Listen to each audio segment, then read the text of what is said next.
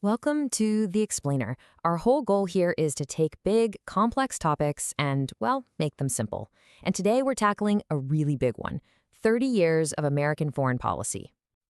All right, so let's get right into it. The Cold War's over. America's the last superpower standing. Now what? For the last 3 decades, American foreign policy has basically been one long story of trying to answer that exact question. And the best way to wrap your head around it, I think, is to imagine this giant pendulum just swinging back and forth between two totally different ideas about what America should be doing in the world.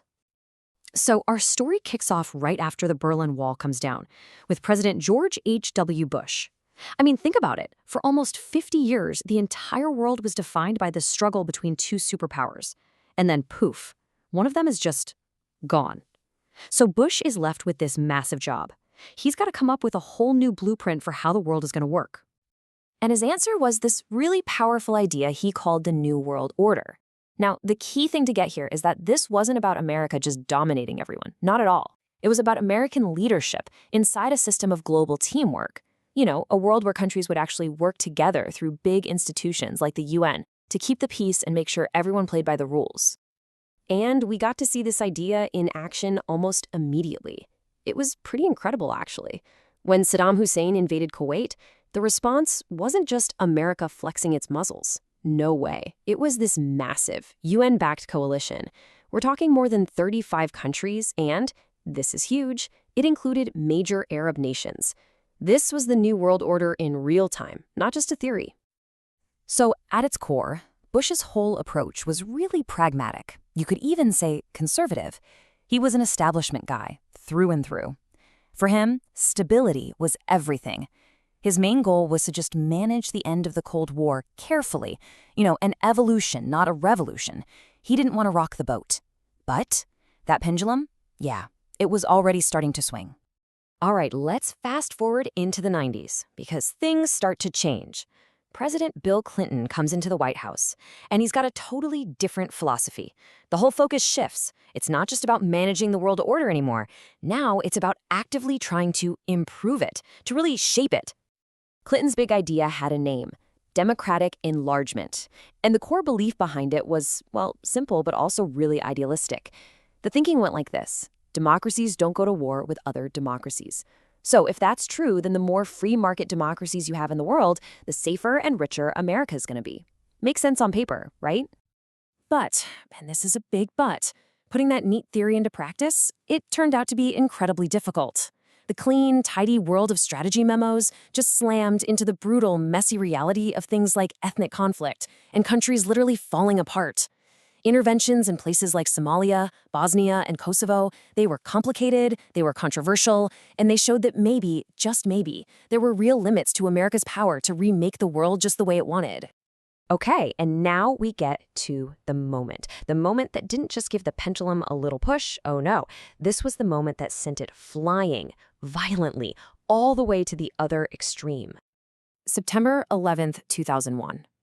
It was, without a doubt, a profound national trauma. I mean, it wasn't just about the New York skyline changing forever. It was about everything changing. It completely shattered all those assumptions from the 90s that had been guiding American foreign policy. That feeling of safety, of being untouchable, it was just gone. So in response, President George W. Bush laid out a new, and I mean revolutionary strategy. It became known as the Bush Doctrine. And what it did was basically flip the old Cold War logic of deterrence completely on its head. It said that in this new age of terrorism, America simply could not afford to wait to be attacked first. It had to act preemptively. And, this is the crucial part, if it had to, it would act alone. And if you want to see just how big this shift was, this slide captures it perfectly. Just look at the difference between the two coalitions for the two wars in Iraq. On one side, you have the first Gulf War, a huge, UN-sanctioned, genuinely global team effort. Then look at the other side, the second Gulf War, a much smaller coalition of the willing that just didn't have that same kind of broad international buy-in. I mean, that's the pendulum swing right there, in black and white.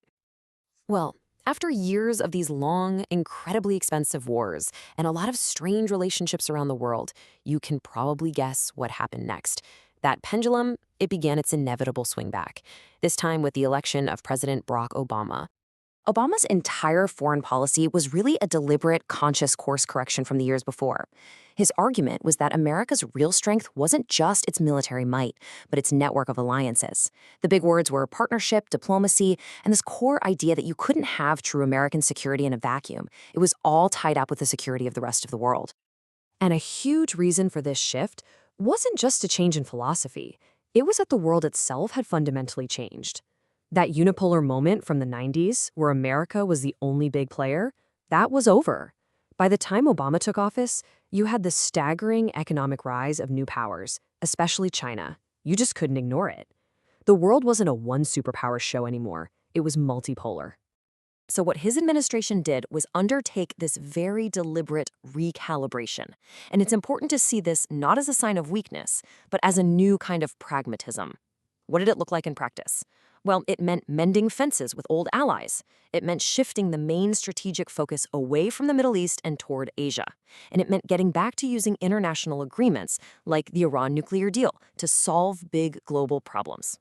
So, this constant swinging back and forth, this endless pendulum motion, it brings us to a really big question. A question that's kind of been hanging over this entire 30-year story. You say this whole debate about whether America is in decline, it's not new at all. In fact, people were seriously asking that question even way back in 1989, right at the moment of America's greatest triumph in the Cold War. And as you can see here, over the decades, big events just kept throwing fuel on that fire. The huge cost of the wars, the 2008 financial crisis, and of course, the rise of competitors like China and Russia. Each event just made the debate louder. And so that leaves us with the big central question for today, doesn't it? After 3 decades of swinging back and forth between being a cooperative partner and a go-it-alone enforcer, between high-minded idealism and hard-nosed pragmatism, where does that pendulum finally settle? Or does it settle at all? Especially now, in a world that looks so different from the one America thought it could shape all those years ago.